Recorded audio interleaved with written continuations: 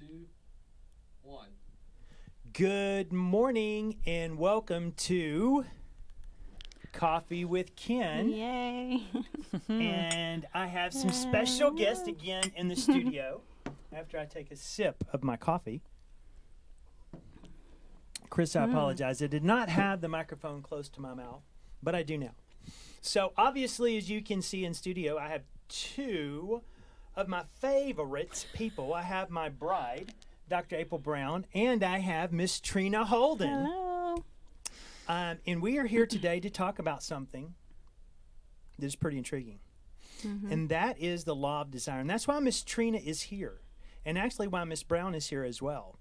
Because we're gonna delve deep into Miss Trina's past and talk about this law of desire. And Trina has this unique gift. When you go to her house, you're going to leave fulfilled with beautiful, wonderful baked goods. With things that loving that comes from the oven, that beautiful roast and steaks and Philly cheesesteaks.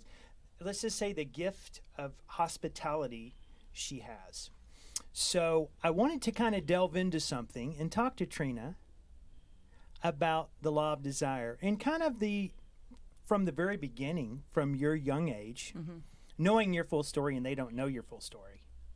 So I have the privilege of. So I'm going to tell you something. Trina did a private chef event for April and I. So when I tell you, and actually Chris was with us as well, and filmed some of her doing some of this stuff. So I'm pretty sure that we had the appearance of the Almighty at the table with us eating because the food was that good. It was so good. So, but there was something that we learned on that is about the law of desire, and sometimes that things can come between you and your destiny because you let them. So that's why Miss Trina is here in studio with us to talk about fulfilling the law of desire within you. Yeah. So Trina, if you can back us up way a few years ago to where you started, where you have the desire within yourself to do something that you fulfill today. Yeah. Well, I grew up in a family that loved to cook.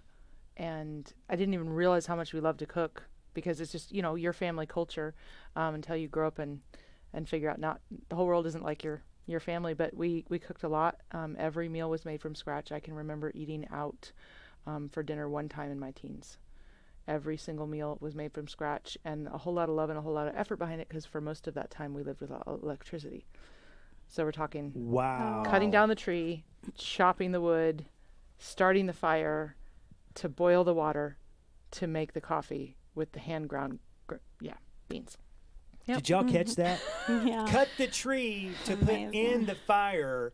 So learning how, girl, that is some backwoods learn. You learned the basic skills. That is primitive survival right there. You learned some skill right there. Yeah, I learned to cook over an open fire and graduated to a wood cook stove.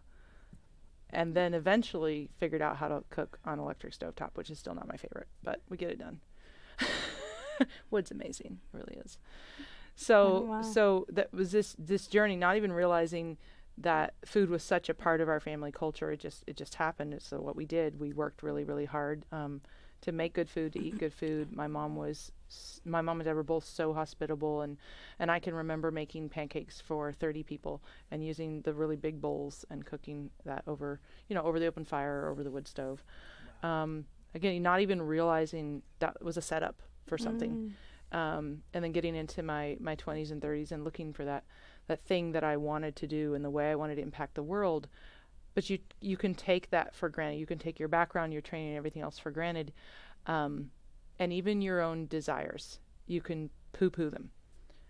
And that's an official word. You can poo-poo your dreams. She just said it right there. You can. It is true.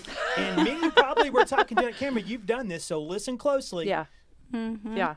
So, like as we do in our 20s and 30s, we're looking for that thing that feels, our zone of genius, that thing that feels like this is what I was made to do. This is the way I can impact the world that is unique to me and that feels so satisfying and has this ripple effect because it's so powerful. And, shopping around, trying different things, and then realizing I just really, really love to cook for people. I just really, really love to create that space, because I have this firm belief that if our bellies aren't full, we can only connect so much with the people around us, because then we're in survival mode. We're in, where is our next meal coming from? And even just the logistics of figuring out, okay, which restaurant are we going to meet at? And like, I love the simplicity of just bringing a dish to the table and everyone being able to gather around, fill their bellies, and the conversation that happens after that is like nothing else. And I look at how often Jesus fed his disciples and how much food there was through that season of his discipleship and his changing the world. And so I realized I really do just want to help people create that. And I can only do so much from my own table. Yeah. But then realizing I could equip other people with the skills that I have of how to actually efficiently run a kitchen, because I had to figure out how to work smarter in the kitchen, because everything was a lot harder in the kitchen that I grew up in. So I gradually found that thing, and again, still was kind of minimizing it, doing a lot of other things, and kind of apologizing for the fact that I had created cookbooks. I didn't tell people that I had cookbooks. I didn't tell them unless they asked. I'm learning because that's how I bless people, is equipping them in their kitchen. But it was a desire that was always there, and really only in the past few years, really that first moment when I heard Danny from stage talk edified desire, because desire was not something that I had cultivated or felt permission to give space to. And when she said desire leads to your destiny, I was like, oh, so I should listen to that voice and get into that creative space of saying, how could this actually work? And that's how I found really a sweet spot, my sweet spot. Yeah, I love when Carmen talks about it as well.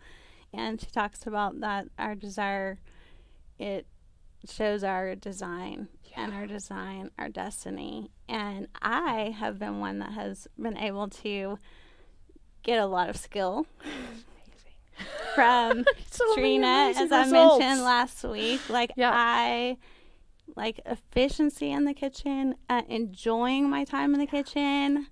That's a whole new thing. We enjoy ourselves in the kitchen now. We were just doing some things, and she was in with Chloe baking.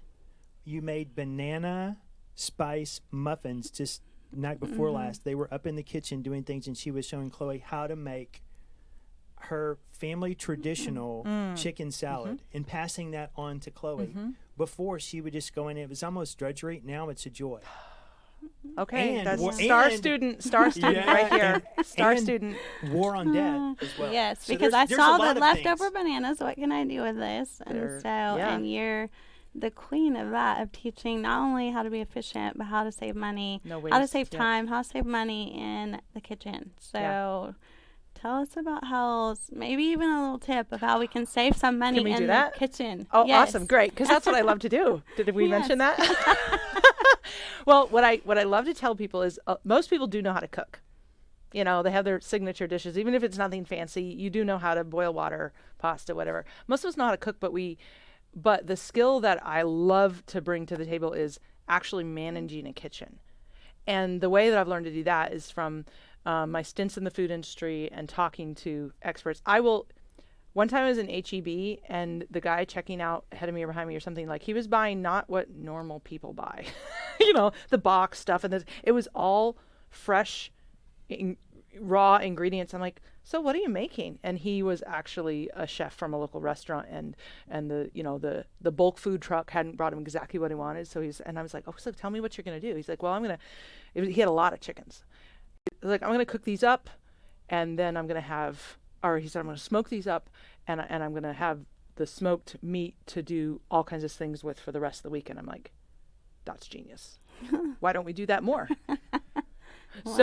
From him, for that conversation, again, I'm a collector of efficient kitchen systems, not just how to cook the recipe, but how to get from we're hungry to the meal is done, served, the kitchen is clean, everybody's happy, and you're not completely burnt out which you don't need to be burnt out because it's happening again tomorrow, 3 times. Yeah. How to get there and They actually all enjoy like the to process. eat 3 times a day. Like 7 days a week. 7 days a week. Yeah. So getting there. So here are the tips that I want to give people just in this brief time we have together. First of all, have a plan. And I know everyone's like, oh, menu plan. Here's how to make it easy. Stop trying to menu plan at the same time as you're brainstorming what your family actually wants to eat. So you make a list of favorites. You do that outside of it's dinner time or it's shopping time, because that puts pressure on. It's 2 different sides of your brain. So you get to make your list of favorites, and your family gets to help you with this. You can outsource, use your A team, and freaking make a list of your favorites. And then when it's time to menu plan for the week, you're not from scratch being like, what are we going to eat this week? Because who's asked that? Like, oh my gosh, I can't think of anything. That's because you're using the wrong side of your brain in that moment. Go to your favorites list and pick 5 to 7 meals, depending on how much variety you like. I have a friend who just chooses 3 things every week. I wish I was at that bland. I like to have 6 to 7 meals per week. Choose from that list, transfer it over here. Boom, that's one of my best tips for menu planning. Once you make that list, you shop your pantry to see what you have that you already have for that. Wait a minute. You used a word. Shop your own pantry. Yeah. Get And out your of town. fridge. Go And look your what you freezer. have. And your freezer. I And did your that. and the freezer. Oh yeah. Yeah, Oh how yeah. many of Deep us have freeze. 5 of the same thing, and we don't, and we just go to the grocery store and we don't have our list or we don't have our meal plan, and so we get extras. That's where the waste, that's where the guilt, the shame, a lot of the negative emotion we have in our kitchen is from that. Is from the mismanagement, because you didn't even know there is a way to manage it that doesn't have to feel heavy. Menu planning doesn't have to take 2 hours. I've had clients be like, oh my gosh, I just feel like pulling my hair out every time I even think about menu planning. I'm like, here, do this simple tip. Then go to the grocery store with a comprehensive list. Your goal is to only visit the grocery store once a week. And if that sounds overwhelming or crazy, turn it into a game, which is what I did for myself as a dominant sapphire, or sapphire a lot of the time. I turned it into a game, and I challenged myself how much I could save and how few trips I could make. Totally worked just to flip that. And then the final tip is, when you bring the groceries home, do as much to them as possible before you put them in the fridge. And I actually just did a video on this on our YouTube channel, so people can see exactly what this looks like for our family. We call it processing the groceries, where you just take, if the meat needs to be seasoned, formed into patties, made into meatballs, or turned into taco meat, it goes into the fridge with that done. Because then you don't have to do that twice. Just like, the meat's here, fix it, put it in the fridge, then it's ready for you. So wash the veggies. I even, if it's vegetable like cabbage or carrots that can last a long time chopped, we chop it. It's all ready for salads. It's just like, go in and grab it. Yeah, amazing tips. And you've been doing this, and I I'm have been so doing proud of this. her. I'm so proud of her. And the thing is that it's been a slow process of emotionally working through, like you said, some things. So it didn't happen overnight. I don't even know how long, 6 months since I've probably started this process. Yeah. And so That's so good, though, for people to hear that it is a process. But hopefully we planted some vision for people here today exactly. of what it can look like to actually desire to be in your kitchen. Yes.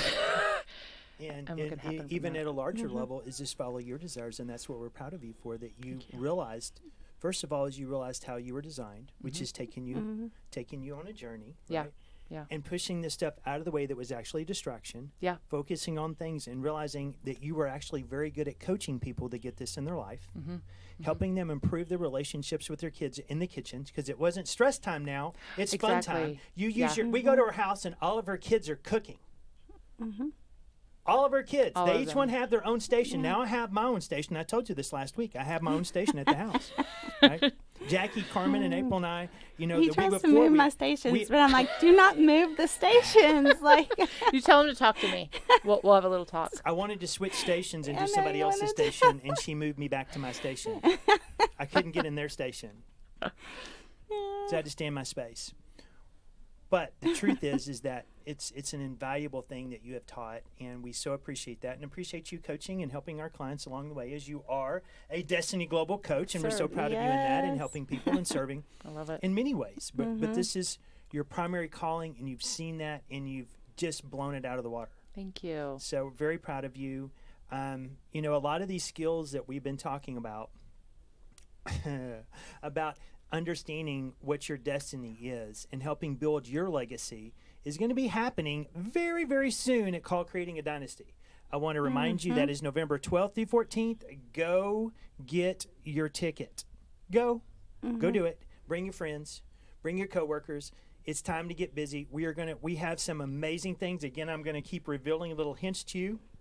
I might be dressed up as something and talking about some seeds and things, and Carmen and Jackie are going to be dressed up talking about certain things.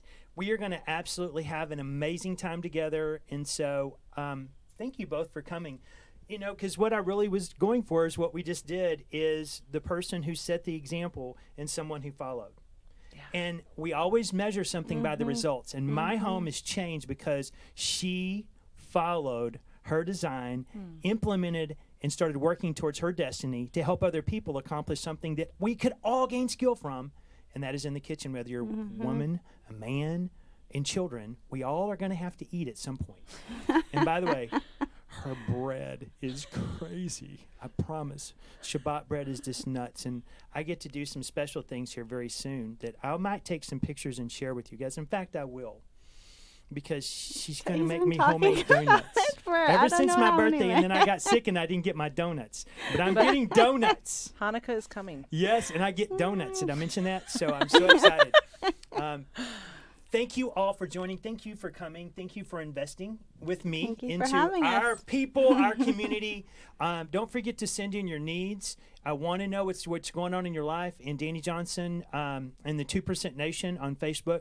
If you're not a part of it, become a part of it, right? That means you need to at least attend a First Steps event or the BRC, the Business Results Conference, for those of you who don't know what that is.